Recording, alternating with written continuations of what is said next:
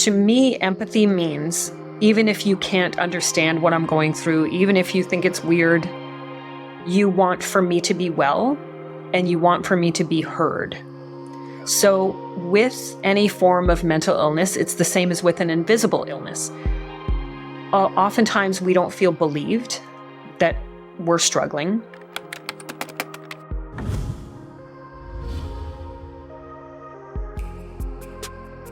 Welcome to another episode of Conversations with Keita Deming, where we explore two questions. How do we become better people in business, and how do we become better business people? Today I'm going to be in conversation with Jessica Holmes, and she's a comedian who takes on the topic of mental health in life and in the workplace. And one of the things I really admired about this conversation was that when I asked her, what advice would you give to your younger self? She quite candidly said, my younger self would not have listened. I hope you enjoyed today's episode. It's on a very, very important topic and one that's near and dear to my heart, which is mental health. But for Jessica, she talks about how she brings comedy and adds a little bit of fun and humor into everything she does. I hope you enjoyed today's episode. All right, Jessica, welcome to Conversations with Keita Deming. Keita, I am very happy to be here. Thank you for inviting me. And my apologies, my cat's joining me for this. I know it seems a little unprofessional, but it's comforting. It's relaxing. I recommend everyone have a podcast cat that just sits. A podcast cat. I think he'll be the first cat on this podcast. So yeah. let's see if we can capture some recording of him. Awesome. So let's see how that goes. All right. So the purpose of my podcast is that we explore two questions. Question number one is, how do we become better people in business, and how do we become better business people? And your topic, the things you speak on, all of those things, I think fits into that in a very interesting way. So I'm going to put it to you first. How do you think your work connects to the question of how do we become better people in business? Absolutely. I've been doing a lot of work lately trying to help people connect with their purpose. And we are at a time where people have come out of the pandemic and people are generally feeling a little more optimistic than they were. But some people just don't have the drive or energy or commitment level that they might have had pre-pandemic. So my goal these days is to help people reignite that spark and feel that joy again when they go into their job. So for me, it comes very much back to purpose, tying into your personal purpose, not just the purpose of your work, but what do you as an individual feel best at when you put a value into what you do. So for example, for me, I like putting fun and kindness into whatever I do. And that just energizes me, whether I'm taking out the garbage or I'm giving a keynote. It's the same thing. I know what gives me meaning and fulfillment, and I bring that in. And so I think people can find the best fulfillment and companies can get the most out of their team when they create a space where you can shine. You can have a bit of autonomy to be your best and bring your values to the workplace. So I have a couple I want to double click on that a bit. So the first place I want to double click on is, what's your sort of advice around how people find their purpose on a personal level? All right. Okay, I will do this with you right now. And for anyone else who's listening along, I hope that they will try this out. Are you ready, Keita? I am ready as I'll ever be. Off the top of your head, can you tell me two people that you admire? And off the top of your head with those two people, can you tell me one virtue or value that you admire about that person? The answer is yes and yes. Do you want me to name the two people? I just want you to name the two values or virtues. Two values or virtues. One is stick-to-itness is kind of the thing that I really admire about that person. And the second one is thoughtfulness. Thoughtfulness and stick-to-itiveness. I don't know how to describe that. That person is very persistent. They're like, oh my God, they are, and I admire They run marathons, and I feel like Wow. their marathon running applies to a whole bunch of other aspects of their life. So that's So what they will set a goal and then they will just go for it until they persevere. reach They it. would persist. And then the Yeah. thoughtfulness, can you tell me a little more about that? There's somebody in my world who I really admire that almost everything that comes out of their mouth or their write or whatever is very thoughtful and very well curated from an ideas perspective. And they have no problem telling you, hey, let me think about that and come back to you.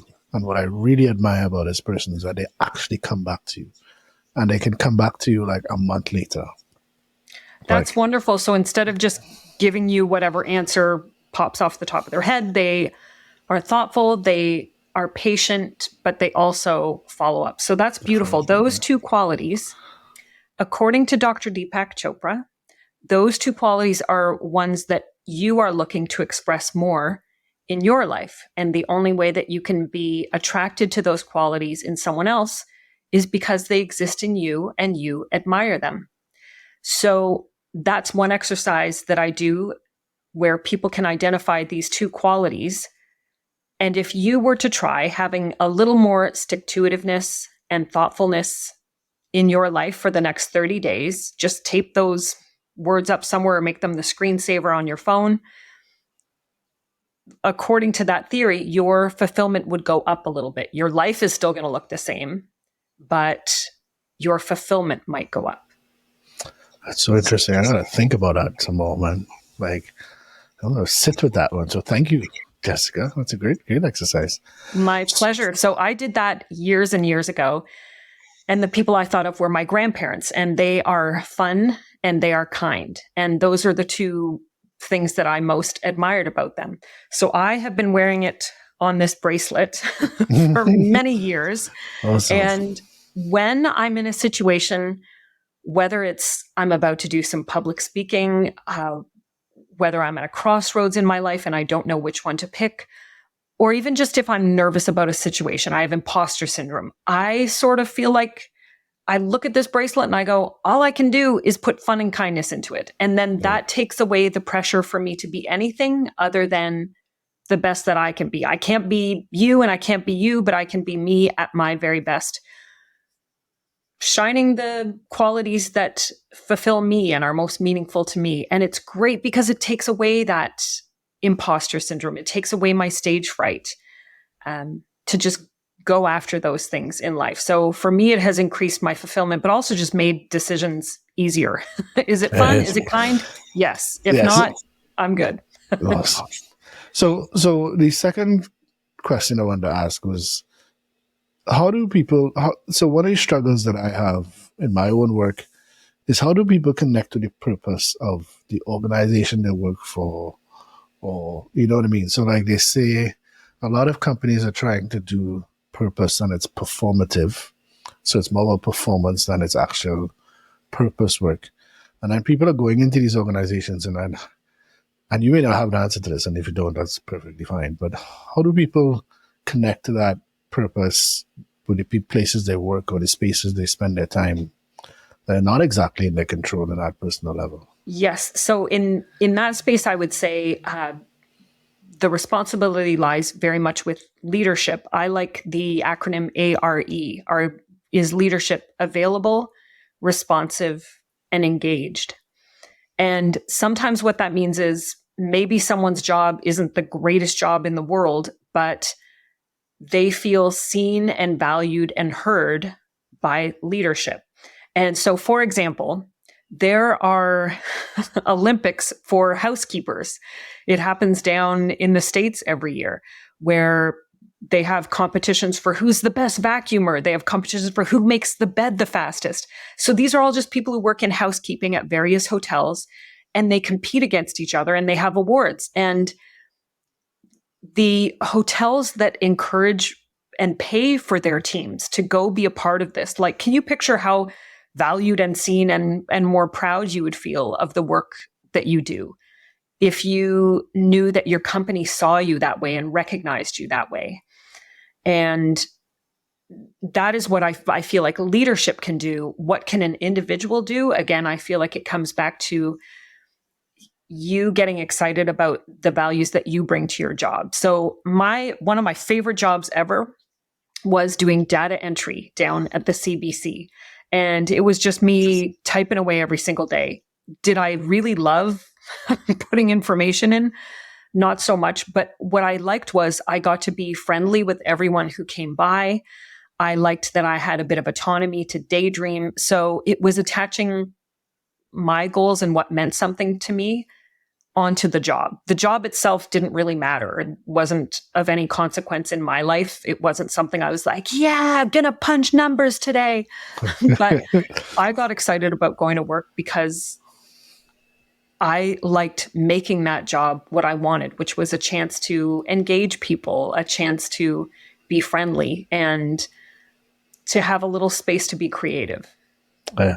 So I think in my world, we call that job crafting. So you crafted your job so that it became fun for you. I want to apologize to listeners. I made a misstep. I usually start my podcast by asking the person to share a little bit about themselves. Tell us a little bit about who you are and the kind of work you do. I just kind of jumped in and I didn't do that. I skipped that. I'm sorry. I love that. I love getting right to the questions, but I also don't mind talking about myself. So sure, I will share. I'm Jessica Holmes. I am a comedian turned mental health advocate and motivator.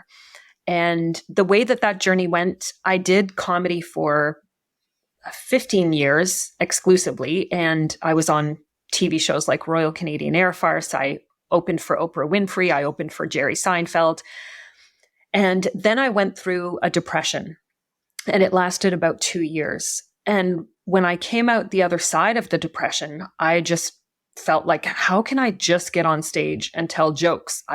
What I really want to do is make people feel good in a slightly deeper way. And so now I still get on stage and I tell jokes, but I also share mental health tips. I share my journey through depression. And then I also show up with these pom-poms and I cheerlead for people. I try and help people attach to their purpose through these keynotes that I give. So it's really been a fun journey. I consider myself first and foremost a motivator and mental health advocate, but my delivery system is comedy now. That's amazing. I have a question for you, and you say when you came through the other side of depression, do you ever really come through the other side of depression, or is that something that? Where's your stance on that? That's a wonderful question, and there are. Percentage-wise, there are some people who will go in depression and then remain in a certain state of depression. That's very, very hard. Those people are in the minority. For me, I went through a moderate depression. Mm-hmm. And I would say that even after I came out of the depression, I was feeling, quote, healthy, but I didn't want to rock the boat. I didn't feel like I had a solid foundation. And I always felt like I had to be on the lookout for depression peeking its head over my shoulder. And what I have found is that it's almost like a spectrum. Depressed is over here, middle ground is over here, and wonderful is over here. And even though I have been recovered from depression for 9 or 10 years, I've only been wonderful for about a year or two. And the years in between were me trying to figure out, how do I get from just being okay to thriving? And for me, the thing that I did was to just make tiny, sustainable changes. Nothing big, nothing huge that I would give up on or fail at, just little things that I thought, I can commit to that and I can absolutely do it. So they would be things like joining team sports, that I have to show up, my team needs me. Starting to do some sun salutations a couple of times a week. Getting out in nature every day. making a gratitude list before I go to bed each night. So these are just little things that positive psychology tells us they work, they help you feel healthier, they help you feel part of community. The more that I build on those things and the longer I stay true to them, consistent with them, the more solid my foundation feels. So when I was in that in-between space, if I didn't take care of my mental health every single day, within a couple of days, I'd feel like I was slipping back toward depression.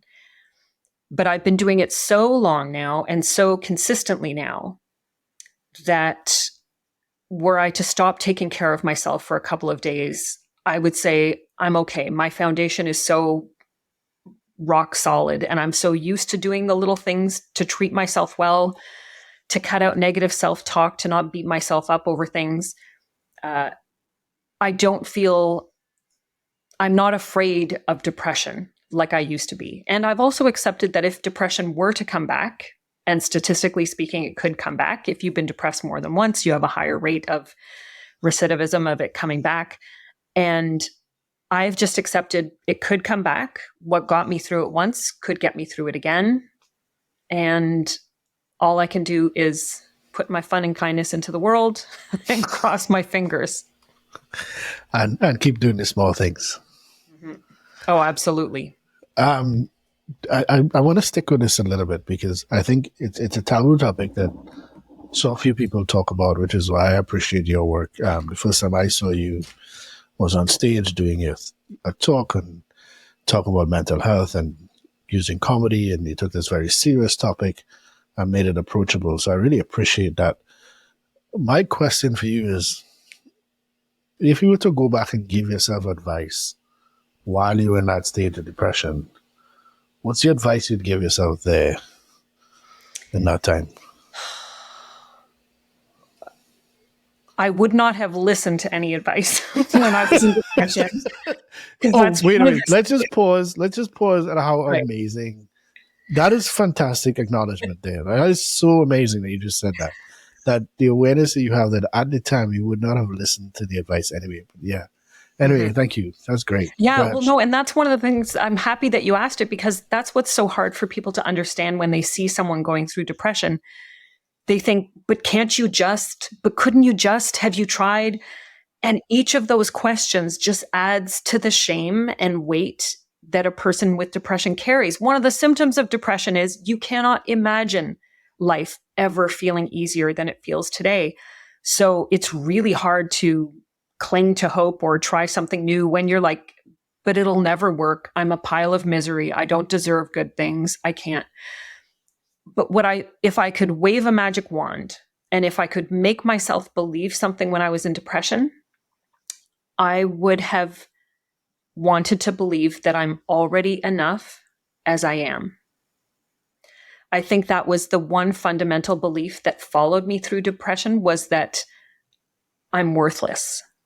I'm not worth saving. I'm incredibly ashamed of myself. Probably other people are ashamed of me. And in the last year or two, when specifically mid-pandemic, a lot of people who have mental health issues can attest to that.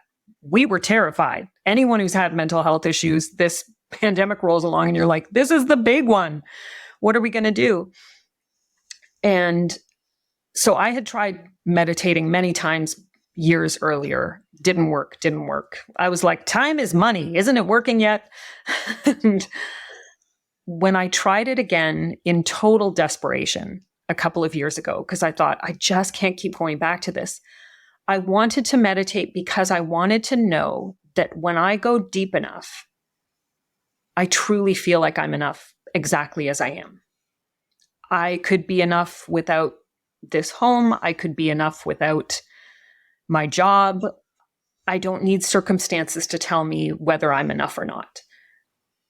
So that is something, again, like when I do these gratitude lists or when I go to my breath or when I meditate, that's the love that I am having for myself, of just sinking into the feeling that I'm enough and I'm okay exactly as I am. And that thought, I had the opposite of that feeling when I was in depression. So if you could go back and tell me you're enough as you are, I think those words might have been comforting, but I don't know that I could have believed those words at the time. So one of the things in my own research is we say you want to act before you believe it. So you got to take an action, and then it's the action that then gets you to that belief. And forget what the research says, but in your own thinking about how you navigated through that space, do you think just deciding to take the action first before the belief would have been helpful, or do you think the belief coming first and then the action? And it doesn't matter what the research says, but yeah. Yeah, I am a big believer in doing the action first. I think it has a beautiful snowball effect. And Kita, you will love the incredible therapist that I had, because she kept telling me the way out, the research says if you do meditation. And I was like, well, I'm not doing it. I'll never do it. And so she said, okay, then let me ask you this. What would get you off your sofa? And again, I was in this sad state where I said, nothing. And she said, well, do you think that a dog would get you off the sofa? And I said, well, maybe, like if it was a really sad dog. And she said, well, I'm going to write you a prescription for a sad dog. And she wrote it on the prescription pad, tore it off and handed it to me and said, go get a sad dog. And so I came home, my partner and I went out and visited some different shelters, and we found a rescue dog who indeed was sad. And I fell in love right away. We brought her home. I looked at her sad and she looked at me sad. And the only thing that made her feel better is if I got up and took her around the block. And I had not been around the block in a very long time. And I wanted her to be happy. So I would take her around the block more and more. And before I knew it, I was running a 5K with that dog every morning. I had never been a jogger in my life. I am not saying dogs cure depression, but I love that the therapist, instead of telling me what I had to do, I love that she said to me, what would get you up? What would get you going? And I like asking audiences that when I talk to them. I like saying, what is something that would energize you? Something that does get you up and get you moving. So for me, it ended up being a dog, and I ran a 10K a few years later, which I never in my life thought that I would do that. I joined team sports because I knew I'm never going to go do a big workout. But if I know my team is counting on me, I will show up. And I'm a terrible player, but people welcome me with open arms. So I love the idea that these little actions that I took started to have a snowball effect and motivate me. And then I started to see myself as a bit more capable. So for me, the action came first. I don't know, what has your research told you? Which one do you like better? The research says the action comes first. You have to act, and then belief. Like waiting for the belief takes longer. So, but I that's what the research says. But I find that a very tricky thing to coach and work with people on, because if you don't believe it, how do you then go and act it? But anyway, so and sometimes lived experience is different from research. So I believe in acting first, and you're demonstrating that, but you also demonstrate something else that I want to double click on as well. I also believe if people believe that other people are counting on them, they do more than they're capable of doing. So in your case, it was a puppy. And in some instances, it was your teammates. But I honestly believe that if you create a scenario where people believe, hey, I'm counting on you, I'm depending on you to do this thing, people outperform themselves more than they thought they could. Oh, for sure. Yeah, what's your thoughts on that? Yeah, at the time, I did not believe I was worth putting the effort in. But I'm not going to let this poor dog sit there and not go for walks. So I would get up and take her for walks. And even in my depression, I hid my depression from my kids. So they were out with childcare from, let's say, 8:30 till 5 every day. And that was my time to just sit on the sofa and bawl and feel terrible, ruminate. But when they came home, I would suck it up and try to be present for them. It was very superficial. I'm sure that they saw through it, but I tried to give them my very best. And so I absolutely see where your motivation can come from an outside source. Another thing that was interesting, my mom spent her whole career as a therapist, and I said to her that I feel very judged by people that I don't meditate. If people find out I have mental health issues and the first thing they ask is, do you meditate? And I said, I feel so judged. But meditation doesn't work for me. I sit there for 2 minutes and I feel so uncomfortable and upset that it agitates me. It makes me angry. And my mom said, when you're in a state where your feelings are so painful, it's not healthy to be with your feelings in that moment. And I was happy that she said that because I felt vindicated in the meditation crowd.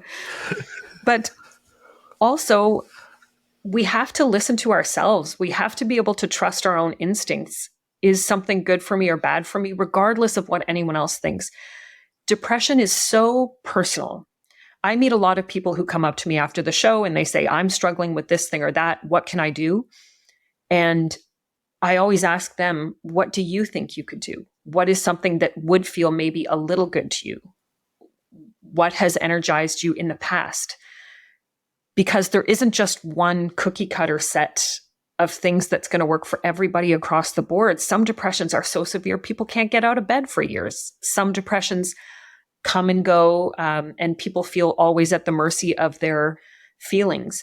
And so I do like the idea of us encouraging people to listen to their own bodies and hearts and minds to know when something is healthy for them or not healthy for them. And like I said, I got into meditating a couple of years ago and it has been life-changing for me. But at the start, no, I wasn't having it. So what's the difference you're hoping to make in the world? So you've embarked on this speaking journey where you're talking about mental health and you're on stages and you're doing comedy and that. What's the difference you're hoping to make in the world? My number one thing I want to do is to validate people with the struggles that they have. To just say, I see you. I know it's incredibly hard. You're doing amazing. You're doing the best you can do under the circumstances. And I think part of why I want to put that message out is that is the message that made me feel so comforted when I have been at my lowest, whether I'm in depression or not in depression. For example, I just had a family doctor when my kids were little babies. I'd bring them in to see the pediatrician, and the pediatrician would end every single meeting with, Mom, you're doing great. And he looked like the Quaker Oats guy from when I was a kid. He had this very paternal thing about him. And to have someone tell me you're doing great, or in another circumstance, there was a friend who would always say, oh, I know it's hard. Hang in there. I think to be validated and to be encouraged feels really good for certain personalities. And I'm one of them. It meant a lot to me. And so that's the number one thing that I want to do. And then the second thing is I have seen the difference in my life that these little baby steps, tiny sustainable changes make.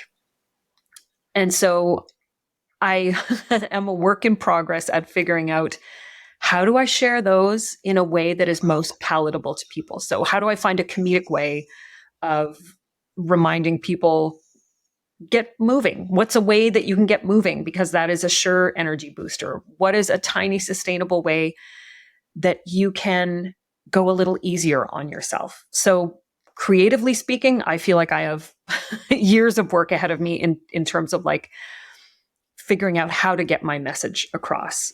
But I know what the message is. Amazing. So let's apply a lot of what you've talked about into how to become better people in business, keeping a mental health kind of lens on that. I don't know if I asked the question, but let's see how that was. How does that work for you? So we're going again to the question of, within the mental health umbrella, how do people bring their best selves to work? Yeah, how do we become better people in business when we start to think about the way mental health influences us in the way we show up in the world? The number one way I would say is with empathy, because who knows what people are going through on any given day? Who knows if someone messed up here or there? Is it because they're bad at their job or being careless, or is it because they are struggling with something? So when companies create a culture of being okay with that, bringing the whole self to work, a lot of companies I work with, that's a motto that they have lately, is we want you to bring your whole self to work. And what that means is if you're having a bad day, it's okay. You can scale back on your work a little bit, and then you can show up twice as strong when someone else on your team is having their time in a slump. So it's empathy. It's making sure that you have programs in place for if someone is struggling, usually an EAP or family plan. And if you don't have that, if you can just be someone in leadership who listens and validates when someone has shared something. And that's something I share with all teams, is it is not your job to fix someone. It is not your job to cure anybody. You cannot fix or cure another person's depression. All you can do in your role, in your job, is listen to what the person shares. You can say, I'm sorry you're going through that. Please tell me about it. They share with you, and then you validate what they have shared by repeating what they say back to them, and then adding whatever genuine, authentic sentence you have, whether it's that must be really hard, or thank you so much. I can't imagine how difficult that is, and I appreciate you trusting me with that. So listening and validating are the two things that are going to go the farthest to make that person feel safe in order for them to start on the path to their own recovery. I have a question that might sound trite or silly, but when people say to me, hey, start with empathy, I used to get a very blank space because I have no idea what they mean by that. Like, so when you say, hey, empathy, what do we mean by that? To me, empathy means, even if you can't understand what I'm going through, even if you think it's weird, you want for me to be well, and you want for me to be heard. So with any form of mental illness, it's the same as with an invisible illness. Oftentimes we don't feel believed that we're struggling, and we feel very defensive about what we're struggling with. And that drives a person even further back into their cave of despair, because they feel like, well, no one's going to believe me or understand what I'm saying anyway. So when I use the word empathy, what I want most, if I need empathy from someone, I just need them to listen and validate what I've shared. When someone just repeats back to you what you've said, suddenly you feel like, okay, so you don't think I'm making up that I have a 600-pound elephant sitting on my chest every day, and that's how hard it is for me to get out of bed in the morning, or to feel like you have an ally at work simply because someone knows and they're going to keep your information private, and they have validated what you've shared or just heard you out in a non-judgmental way. So I guess the opposite of empathy would be if someone freaked out and got judgmental and blabbed to everyone. So that would be the opposite of empathy. So let's switch to the second question. Thank you for that. First of all, that was probably one of the best explanations I've heard. I ended up reading like 3 books on empathy many years ago because people would say, give him an empathetic response. And I'd be like, oh, I don't know what that means. Then I end up.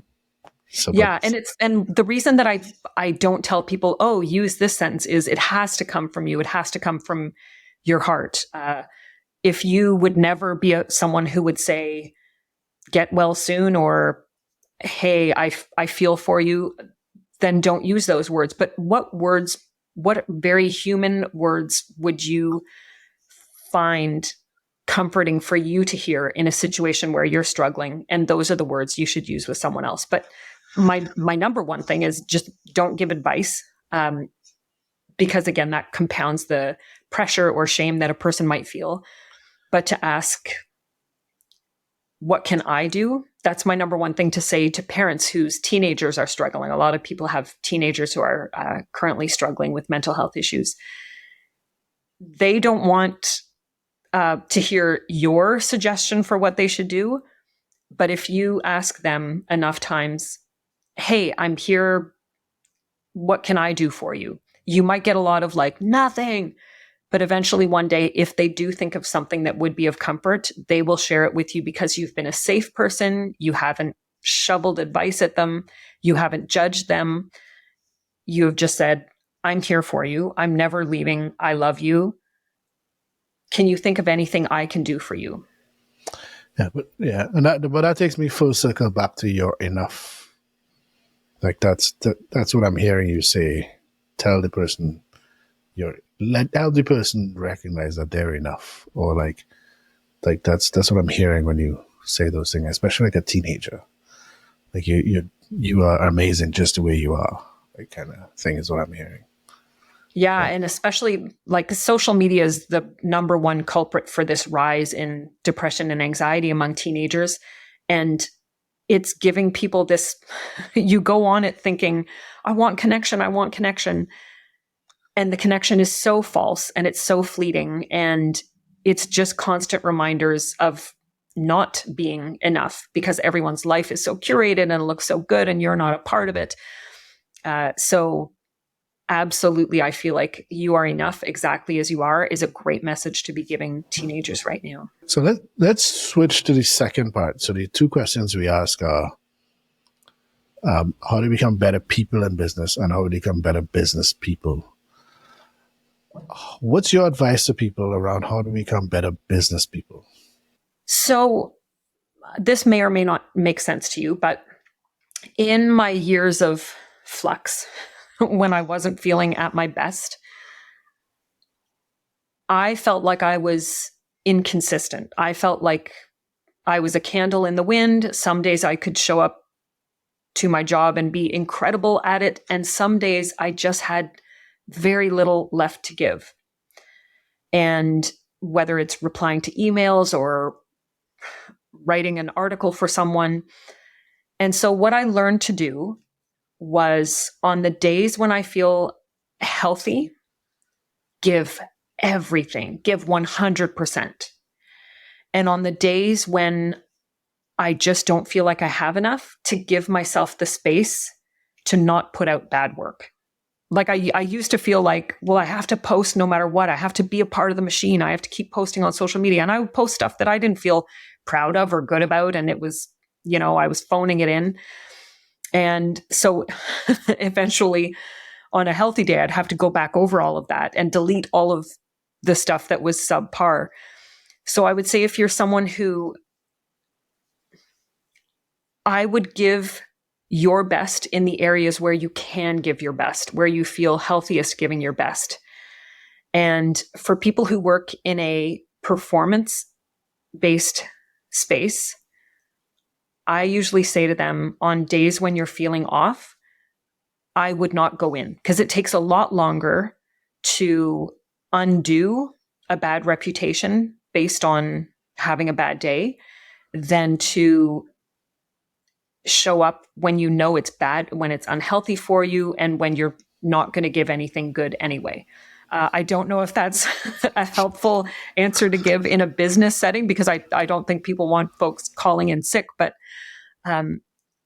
if I'm looking at what is best for the person to give their best at work, I would say if you are struggling with your mental health, do consider taking a leave of absence. Do consider taking a mental health day. I think you will give more to your company in the long run if you show up and give your best on your healthy days than if you try and always show up and always be everything to everyone and run yourself ragged trying to keep up when you're not even producing something good anyway. So as we close off the podcast, what is one thing you wish people understood that would make your job a little bit easier? I feel like I have the best job in the world. So there's nothing that I think people could do to make my job easier. I love my job so much. One thing that I try and encourage people to do for themselves is to know that you are enough exactly as you are, and to live your values, and to treat yourself well and in a healthy way. And that is the thing that makes a person's career take off. My career was at such a standstill when I was just trying so hard to fit in at a time when I absolutely couldn't. I was trying to be something that I wasn't. And when I learned that I'm enough as I am, when I learned that I'm allowed to have boundaries, and that being my authentic self is when my best work is produced, now I would say I'm on a real roll, creatively speaking, with my career. Do you have a favorite quote? Yes, and it is about boundaries. It is by Iyanla Vanzant, and she said, "My cup runneth over. What's in it belongs to me. What runneth over belongs to y'all." Nice. And then finally, one of the questions I like to ask all my guests is, were you seeking comfort when you should be seeking discomfort? Ooh, I am a procrastinator. And so I often think I'm seeking comfort watching TV, when I know what would really make me feel good is to read a book. So look, I get it. I'll go read a book, Keita. I want to thank you for being on today's Conversations with Keita Deming is the name of the podcast, and being so open and sharing all that you've shared today. It's my pleasure. Can I ask you what your favorite quote is?